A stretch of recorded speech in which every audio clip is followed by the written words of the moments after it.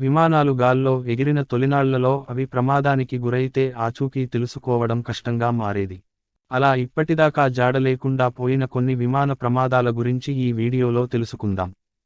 ఇటీవల అమెజాన్ అడవుల్లో జరిగిన ఓ విమాన ప్రమాదం వార్త ప్రపంచవ్యాప్తంగా సంచలనం సృష్టించింది. ప్రమాదం జరిగిన వెంటనే ఆపరేషన్ హోప్ పేరిట అడవిని జల్లెడపట్టి 16 రోజుల తర్వాత విమాన శకలాలను గుర్తించారు. పైలట్, మహిళ, గైడ్ మరణించినట్లు సహాయక బృందాలు ప్రకటించాయి. అదే విమానంలో ప్రయాణించిన మరో 4 చిన్నారులు బతికే ఉన్నారన్న ఆశతో అడవిని జల్లెడపట్టారు. సుమారు 40 రోజులు తర్వాత ఎట్టకేలకు చిన్నారుల ఆచూకీ తెలిసింది. వారంతా క్షేమంగా ఉండటం యావత్ ప్రపంచాన్ని ఆశ్చర్యానికి గురిచేసింది. అత్యాధునిక సాంకేతికత అందుబాటులో ఉన్న ఈ రోజుల్లోనే ఒక విమానం జాడ కనుగొనడానికి 16 రోజులు పట్టింది. మరి అవేవీ లేని కాలంలో గల్లంతైన ఆ విమానాలు ఏమైపోయాయి? అందులో ప్రయాణించిన వారి ఆచూకీ తెలిసిందా లేదా? చూద్దాం. విమానాల కంటే ముందు ఎయిర్ షిప్లు గాల్లో ఎగురుతున్న కాలం అది. ఆ ఎయిర్ షిప్ పేరు క్యాంప్బెల్. ఓ గాలిబుడగ తరహాలో ఉండే ఆ విమానాన్ని 1880 ప్రాంతంలో పీటర్ క్యాంప్బెల్ అనే వ్యక్తి రూపొందించాడు. విమానంలాగే ఇది తొలినాళ్లలో విజయవంతంగా గాల్లో ప్రయాణించలేకపోయింది. 1889 సంవత్సరం జూలై 16న ఎడ్వర్డ్ డి హోగన్ అనే ప్రొఫెసర్ ప్రదర్శనకు ఉంచిన ఎయిర్ షిప్ను నడుపుతూ న్యూయార్క్ నగరం నుంచి బయలుదేరాడు. ఆ ఎయిర్ షిప్ చివరిసారి ఉత్తర అట్లాంటిక్ మీద ఎగురుతూ కనిపించింది. తరువాత నుంచి దాని ఆచూకీ తెలియరాలేదు. అది అట్లాంటిక్ సిటీ సమీపంలో కూలిపోయి ఉంటుందని భావిస్తున్నారు. నిజానికి ఎయిర్ షిప్ చాలా పెద్దగా ఉంటుంది. అయినా ఇప్పటివరకు దాని జాడ గానీ, పైలట్ మృతదేహం కానీ దొరకలేదు. 1903లో రైట్ బ్రదర్స్ విమానాన్ని నిర్మించి దాన్ని విజయవంతంగా గాల్లో చక్కర్లు కొట్టించారు. ఇది జరిగిన 7 ఏళ్ల తరువాత సెసిల్ గ్రేస్ అనే వైమానికుడు బారన్ డి ఫారెస్ట్ పోటీలో పాల్గొన్నాడు. ఈ పోటీలో పాల్గొనేవారు ఇంగ్లాండ్ నుంచి ఐరోపాలోని మిగిలిన ప్రాంతాలకు వీలైనంత ఎక్కువ దూరం ప్రయాణించాల్సి ఉంటుంది. గెలుపొందిన వారికి 2000 పౌండ్లు బహుమతిగా ఇస్తారు. ఈ ప్రయత్నం చేసి చాలా మంది వైమానికులు అప్పటికే విఫలమయ్యారు. తన అదృష్టాన్ని పరీక్షించుకునేందుకు సెసిల్ బరిలోకి దిగాడు. 1910 సంవత్సరం డిసెంబర్ 22న అతడు ఇంగ్లాండ్ నుంచి బయలుదేరాడు. కొంత దూరం వెళ్లగానే బలమైన వేడిగాలులు వీచాయి. దాంతో తాను ముందుకెళ్లడం అసాధ్యమని భావించిన సెసిల్ ఫ్రాన్స్లోని ఓ తీరంలో విమానాన్ని ల్యాండ్ చేశాడు. అక్కడ భోజనం చేసి తిరిగి ఇంగ్లాండ్కు వెనుదిరిగాడు. 40 నిమిషాల తరువాత అతడి నుంచి ఎలాంటి సంకేతాలు రాలేదు. మొదట ఆ పైలట్ ఒకచోట ల్యాండ్ అయ్యాడని వార్తలు వినిపించాయి. కానీ చివరకు 1911 మార్చి 14న అతడి టోపీ, కళ్లద్దాలు బెల్జియంలోని ఓస్టెండ్ తీరానికి కొట్టుకొచ్చాయి. మరికొన్ని రోజుల తరువాత సెసిల్ మృతదేహం కనుగొన్నారు. అయితే విమానం ఏమైందో, ప్రమాదం ఎలా జరిగిందో ఇప్పటికీ తెలియరాలేదు. ఆల్బర్ట్ జువెల్స్ 1886లో అమెరికాలో జన్మించాడు. ఏరో క్లబ్ ఆఫ్ అమెరికా నుంచి 1913లో పైలట్ లైసెన్స్ పొందాడు. ఆ తరువాత కొన్ని నెలలకే అమెరికన్ ఏరియల్ డెర్బీ అనే కార్యక్రమంలో పాల్గొన్నాడు. విమానాన్ని కనుగొని 10 ఏళ్లు పూర్తయిన సందర్భంగా నిర్వహించిన రేసు ఇది. మోయిసాంట్ జెరియట్ మోనోప్లేన్తో అతడు రంగంలోకి దిగాడు. ఎలాగైనా రేసులో విజయం సాధించాలనే పట్టుదలతో స్టాంటన్ ఐలాండ్ నుంచి బయలుదేరాడు. కొద్దిసేపటికే విమానం సముద్రంలో మునిగిపోయింది. చివరిసారి ఆ విమానాన్ని ఓ మత్స్యకారుల నౌక కెప్టెన్ చూశాడు. ఆ తరువాత నుంచి పైలట్, విమానం ఆచూకీ లభించలేదు. 1937లో అమెలియా ఎయిర్హోర్ట్ తన సహాయకుడు ఫ్రెడ్ నూనన్తో కలిసి లాకోడ్ ఎలెక్ట్రా 10 ఈ విమానంలో ఓక్లాండ్ నుంచి బయలుదేరింది. ప్రపంచాన్ని చుట్టి రావాలనే బలమైన కోరికతో వారు ఆ ప్రయాణం మొదలుపెట్టారు. నెలలోపే ఆస్ట్రేలియా సమీపంలోని న్యూగినియా చేరుకున్నారు. అప్పటికే 22,000 మైళ్లు సాగిన ప్రయాణం మరో 7,000 మైళ్లు వెళితే ఓక్లాండ్ చేరుకుంటుంది. పసిఫిక్ మహాసముద్రంలోని ఓ దీవిలో ఇంధనం నింపుకోవడానికి వెళ్తుండగా వారి విమానం ఆచూకీ గల్లంతైంది.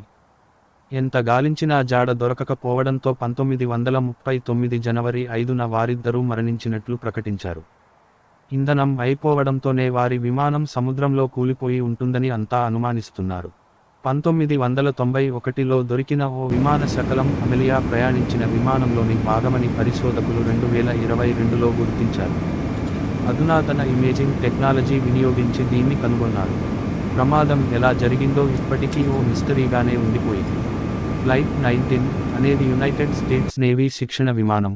1945 డిసెంబరు 5న అది టార్పెడో బాంబర్ల సమూహంతో బయలుదేరింది. ఆ విమానంలో మొత్తం 14 మంది ఉన్నారు. బెర్ముడా ట్రయాంగిల్ చేరుకోగానే బేస్కు ఆ విమానం నుంచి ఎటువంటి సంకేతాలు రాలేదు.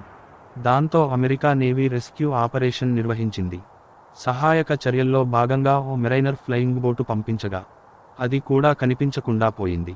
1986 నుంచి 2015 వరకు అదే ప్రాంతంలో వివిధ విమాన ప్రమాదాలు జరిగాయి. వాటి శకలాలు బయటపడినా ఫ్లైట్ 19 శిథిలాలు మాత్రం దొరకలేదు. ఏదోక రోజు అవి దొరకుతాయనే ఆశతో అప్పుడప్పుడు వెతుకులాట సాగిస్తున్నారు. పాట్రీ అనేది ఫ్రెంచ్ ఎయిర్ షిప్. సైన్యం అవసరాల నిమిత్తం దీనిని తయారు చేశారు. అనేక విజయవంతమైన యాత్రలు చేసిన ఈ విమానం 1907లో ప్రమాదానికి గురైంది. ఓ చోట లంగరు వేసి నిలిపి ఉంచగా భారీ తుపాను దాటికి అది కొట్టుకుపోయింది. అడ్డుకునేందుకు వందలాది మంది సైనికులు చేసిన ప్రయత్నాలు ఫలించలేదు. అది తేలుతూనే కనిపించకుండా పోయింది. తరువాత ఇంగ్లీష్ ఛానల్లో కనిపించినట్లు కొందరు చెప్పారు. తరువాత మళ్లీ దాని ఆచూకీ దొరకలేదు. ఆ ఎయిర్షిప్ అట్లాంటిక్ మహాసముద్రం దిగువన ఎక్కడో ఒకచోట ఉండొచ్చని భావిస్తున్నారు. ది వాంకోవర్ డగ్లస్ DC-4 అనే విమానాన్ని కెనడియన్ పసిఫిక్ ఎయిర్లైన్స్ ఆపరేట్ చేస్తుంది.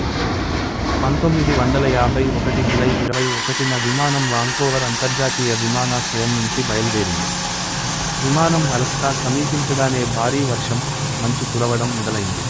2 గంటలైనా విమానం ల్యాండింగ్కు రాకపోవడంతో US, కెనడా వైమానిక దళాలు వెతుకులాట ప్రారంభించాయి. అయినా ప్రయాణికులు విమానం జాడ తెలియలేదు. ప్రతికూల వాతావరణం కారణంగా ఆ విమానం ఎక్కడో ఒకచోట కూలిపోయిందని నిపుణులు భావిస్తున్నారు. Gustav హామెల్ British వైమానికుడు. 1914 మే 23న అతడు ఎలాన్ సాల్మియర్ మోనోప్లేన్ ఓ ఇంగ్లీష్ ఛానల్పై ప్రయాణిస్తున్నాడు. బలమైన ఈదురుగాలులు వీయడంతో ప్లేన్పై అతడు నియంత్రణ కోల్పోయాడు. విమానం ఆచూకీ గల్లంతైంది. సుమారు 48 గంటలు శోధించిన తరువాత పైలట్ చనిపోయాడని ప్రకటించారు. ఈ ప్రమాదంలో గుస్తావ్ మృతదేహం లభించినా విమానం శకలాలు దొరకలేదు. లెఫ్టినెంట్ జాన్ మోన్రీఫ్, కెప్టెన్ జార్జ్ హుడ్లు ట్రాన్స్ టాస్మాన్ ఫ్లైట్లో ఆస్ట్రేలియా నుంచి న్యూజిలాండ్కు ప్రయాణించి రికార్డు నెలకొల్పాలని భావించారు. 1928 జనవరి 10న వారిద్దరూ సిడ్నీలో ఉదయం 2 గంటలకు బయలుదేరారు. 12 గంటలు గడిచిన తరువాత కూడా వారి విమానం న్యూజిలాండ్ చేరుకోలేదు.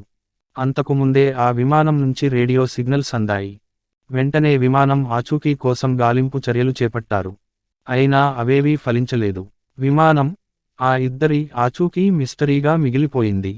1962 ఫిబ్రవరి 12న పైలట్ బ్రియాన్ చాడ్విక్ 4 ప్రయాణికులతో న్యూజిలాండ్లోని క్రైస్ట్ చర్చ్ నుంచి మిల్ఫోర్డ్ సౌండ్ వైపు బయలుదేరాడు. వాతావరణం కాస్త అనుకూలంగా లేకపోయినప్పటికీ తాను గమ్యం చేరుకోగలననే నమ్మకంతో పైలట్ ముందుకు కదిలాడు. కానీ అతడిని దురదృష్టం వెంటాడింది. సమయం ముగుస్తున్నా విమానం రాకపోవడంతో గాలింపు చర్యలు చేపట్టారు. మొత్తం 34 విమానాలు 400 గంటల పాటు వెతికినా ఆ విమానం ఆచూకీ లభించలేదు. న్యూజిలాండ్ చరిత్రలోనే ఇదో సుదీర్ఘ వెతుకులాటగా నిలిచింది.